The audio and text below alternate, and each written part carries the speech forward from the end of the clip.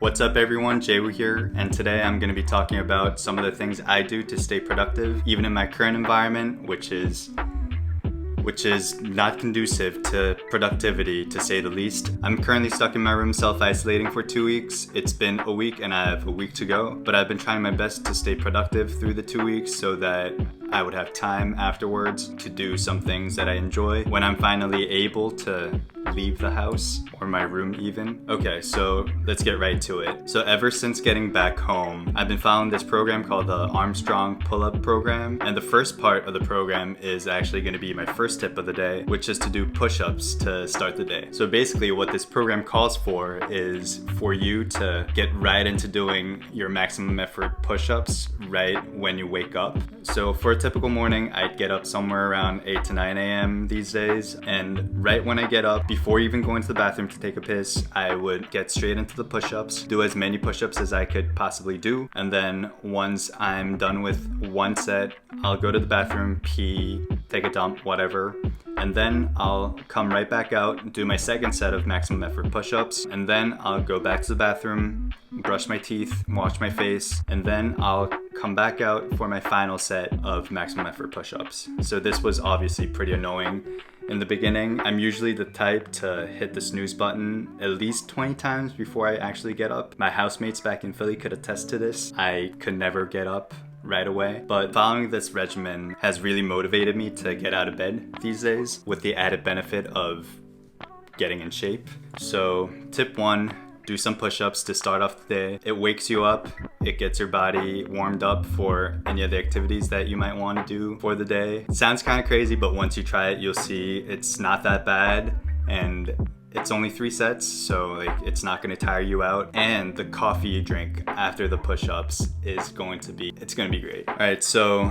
the second thing that I do when I get out of bed these days is to take 5 minutes to plan out my day. I read this little book called How to Become a Straight A Student by Cal Newport on my flight home. It's a book that compiles the experiences of straight A students from all these different colleges in the US. Getting straight A's isn't really the reason I read this book. So the book is consisted of 3 big parts. Part 1, study basics. Part 2, quizzes and exams. Part 3, essays and papers.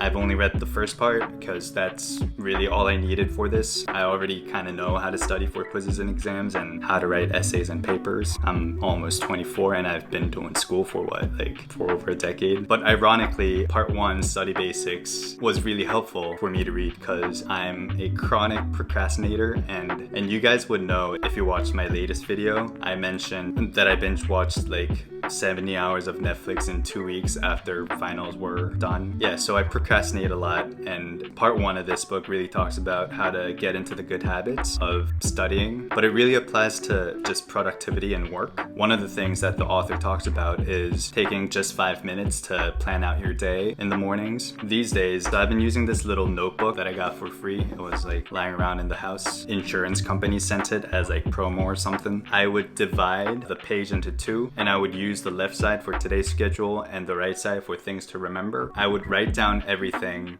that I need to do for the day on the left-hand side. In the beginning, I used to plan things out to the minute. I would designate time for each task, but I found that kind of stressful, especially with school being out and not having any real work that require urgency. It's been more stressful than beneficial, so I kind of switched it up. So I just list everything that I want to get done on the left-hand side, and whenever something comes up that I don't need to do on that day, I would list under things to remember. So for example, if I was going about my day, completing my tasks, being productive, and I get a call from my employer and was given a deadline for something, to submit something, I would write that down in the things to remember, and at the end of the day, I would transfer everything on my things to remember column to my calendar and designate a specific date to complete that task. It's been working out pretty well. I also found it beneficial to have more tasks on the list of things to do so that I could just transfer things that I didn't complete to the next day instead of finishing early and having nothing to do. As Casey Neistat said, free time is the enemy. So write down a little more than what you can realistically accomplish, and then if you get through all of it throughout the day,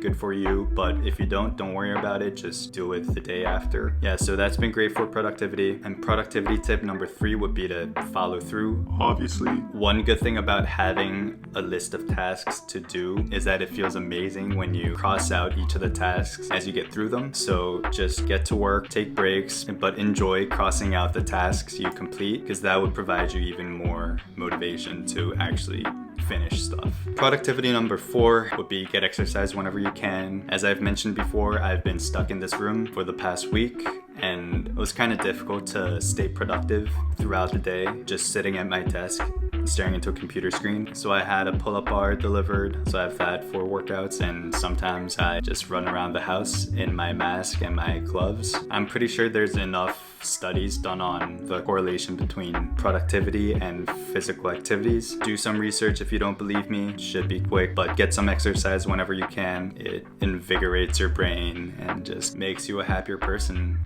I think.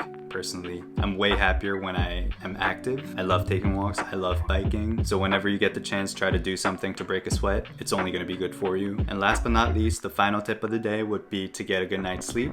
I personally have not been the best at this. As I've mentioned in other videos, I've been having some trouble sleeping over the past year, and that was mainly due to like stress from school. But now that school's out, I've been getting better sleep, but even then, I sometimes can't really fall asleep at night, so I've been taking some sleeping aid, and that's been pretty beneficial. But another thing you can do is to try not to drink coffee in the afternoon. That's been helping me a lot. And to try not to exercise at night, because that also interferes with sleep. Eat well, try to meditate if you have time. But getting a good night's sleep and getting enough rest is so important to keeping your productivity at a high level. So yeah, do yourself a favor, go to bed early, get up relatively early. So to recap, tip 1, do some push-ups to jumpstart the day. Tip 2, take 5 minutes to organize your day.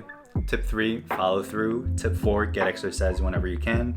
And tip 5, get a good night's sleep. Before I wrap this video up, I'd just like to say that my heart goes out to all the victims of racial injustices in America. Things were bad before, but things really took a turn for the worst in the past week or so. Yeah, politics is not really the important thing right now. It's hard enough to believe that these prejudices still exist in the world, and it's even more difficult to see how many are indifferent or callous to the issue. Yeah, so just please do whatever you can to help out wherever you are. I obviously can't really leave my room right now, but I personally have made a small donation to the Philly bailout fund, which helps protesters get bail money when they're arrested, because that's the least I could do to help the cause. It's really not the time for hatred or divisiveness right now. It would really be a disservice to all of those who've lost their lives to racial injustices and all of their families if we just sit and do nothing. Things need to change, and it's our responsibility to help in any way we can.